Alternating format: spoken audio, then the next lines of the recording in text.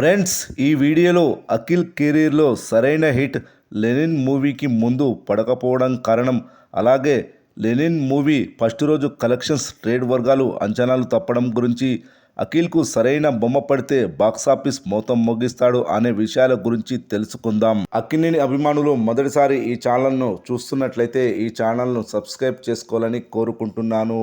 ఈ వీడియో మీకు నచ్చినట్లయితే లైక్ చేయండి, షేర్ చేయండి, కామెంట్ చేయండి.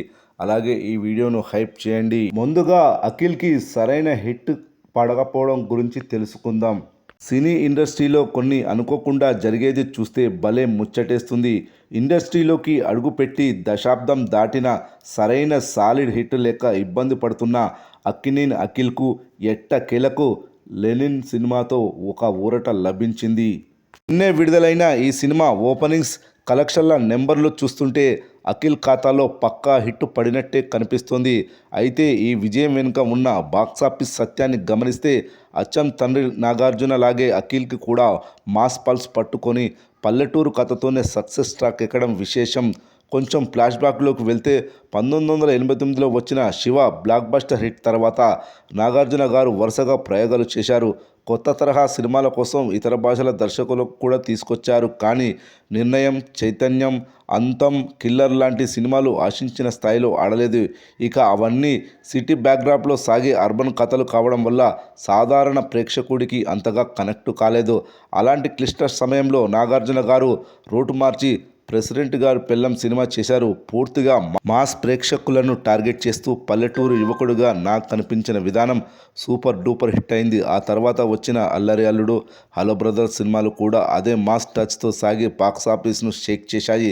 సిటీ కథల కంటే పల్లెటూరు నేటివిటీ ఉన్న సినిమాలే నాగార్జునను స్టార్గా నిలబెట్టాయి. ఇక అఖిల్ విషయానికి వస్తే డెబ్యూ మూవీ అఖిల్ నుంచి మొన్నటి ఏజెంట్ దాకా తను ఎప్పుడు మాస్ వర్గాలను పెద్దగా పట్టించుకోలేదు. మోడ్రన్ యువతను మెప్పించేలా hello, Mr Majnu, most eligible bachelor లాంటి అర్బన్ స్టైల్ సినిమాలే చేస్తూ వచ్చాడు. ఇవి చూడటానికి స్టైలిష్గా ఉన్నా బీసీ సెంటర్లలో ఉండే సామాన్య జనాలకు అస్సలు ఎక్కలేదు. ఇక దీనివల్ల చాలా కాలం పాటు సాలిడ్ హిట్ కోసం వెయిట్ చేయాల్సి వచ్చింది. కానీ ఇప్పుడు వచ్చిన లెనిన్ సినిమా అఖిల్ కెరీర్ను మలుపు తిప్పేలా ఉంది.